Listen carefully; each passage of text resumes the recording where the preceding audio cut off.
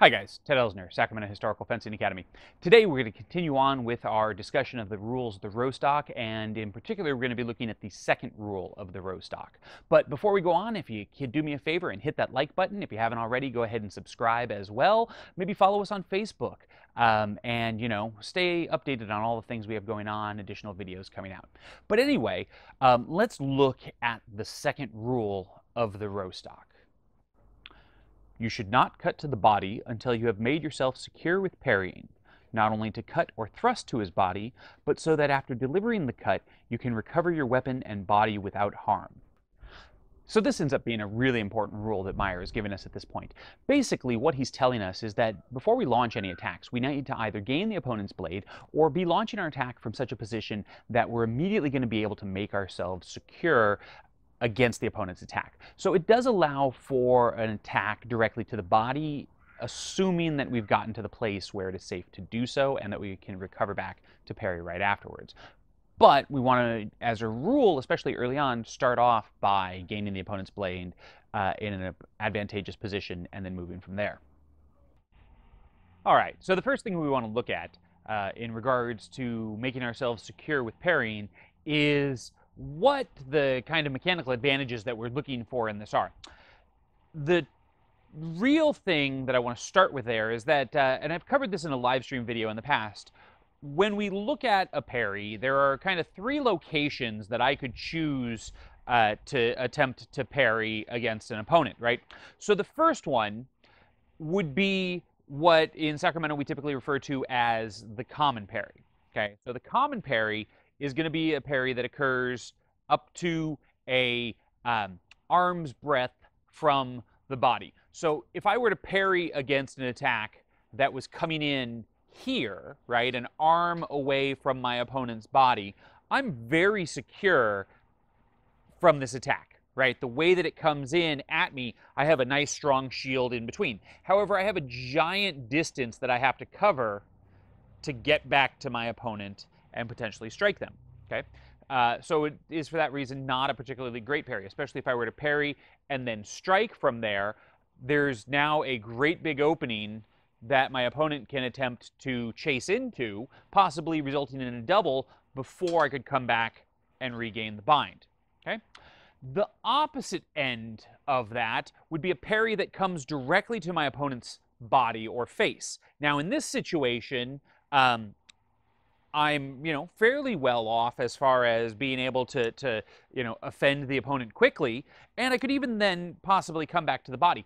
But again, one of the big disadvantages that occurs during this is if I parry to the center and they strike into my sword, it's going to get deviated off the line, and now they have a direct path to me. The third position then, and kind of our optimal position, is within about a hand of our opponent's shoulder. That's kind of going to give us the nice balance of both protection and offense capability. From here, I can quickly either attack with a thrust, a strike to the head, or even a slice onto the arms, and continue to control my opponent the way that I want to. Now, when I'm going to be binding on my opponent's sword, and the term used in the German, the anbinden, or binding on as it sometimes is, can also be looked at as literally binding on top of the opponent's sword, right? And so we like to refer to it as the overbind in a lot of situations. The advantage of the overbind, and when we are in it, is that it's mechanically a very stable position, very, very strong. Pretty much a rule that we follow is every time that we're in an overbind situation, we want our long edge engaged with our opponent's blade. That's kind of our #1 priority at that point, is get to the bind, long edge on, and then work from there. Now, if I wanted to thrust my opponent, I can stay in the bind at this point, winding myself up and thrusting. Something, and we'll talk about this in a probably the next video actually, when I go to wind up, I actually want to push such that I'm going to end up with my strong closer to their weak than it is to their strong, which in turn will allow me to deviate the point into the center and go. I don't want to come here and just thrust straight in, as it's going to create a situation that's very easy for my opponent to parry it and press to the side, right? If they press it to the side, suddenly I'm pushing over here, now I got a sword in my face, which I do not want. With this secure parrying position, we like to practice kind of a couple of different rules to go along with it. If I'm forced by necessity to parry really, really wide, I pretty much always want to do that with a back step. So I create distance. It's not a great position to be in. I'm being forced to it, and so I like to move away. Whereas when I'm going to parry closer into the body, I can either do it with a hip turn or with a step away from the angle of the attack, so that we have a nice strong body there in front of us. And then that way, as it carries down in, we'll gather more of their blade onto our strong than being gathered to their strong. If you have a partner that you can practice this with, something that is also really nice to kind of get into a feeling for is feeling pressure of where the opponent's blade is on your sword, right? With closed eyes, holding it out there, letting the contact feel, and discovering that, oh, that's on my weak. Okay, now we're on my middle. Now we're on my strong. And so do that by just placing your sword out in front of you, closing your eyes, and letting your opponent place their blade on top. At this point, guys, I want to also explain something that I'm going to use in future videos. This does not come from Meyer. This is a kind of shorthand terminology that we use in Sacramento to describe our various types of binds. And I will be using it in future videos, so I figure I'll explain it now. Any bind, okay, as soon as I come into it, exists with three sets of properties, all right? There is a bind height, right, where the bind is either going to be below the level of my eyes in my, really down into my lower openings more often than not, or it's going to be a bind that is up above my eyes. So what I'm looking for in that kind of exchange, if I was bound against my opponent here from a very low stance, when I look at them, the height of the bind is above my direct eye level, okay? And so we define that one for us as a Breckfenster. Anything where we're binding high above the level of our eyes is Breckfenster. Whereas the Spreckfenster is any bind that's going to be below the level of our eyes, okay? Again, that's at a quick glance what we're looking for. And really there it's a question of the openings. It's Ox or Flug, but so that we cut down on the confusion because that gets used so often, Breckfenster and Spreckfenster are the terms that we use.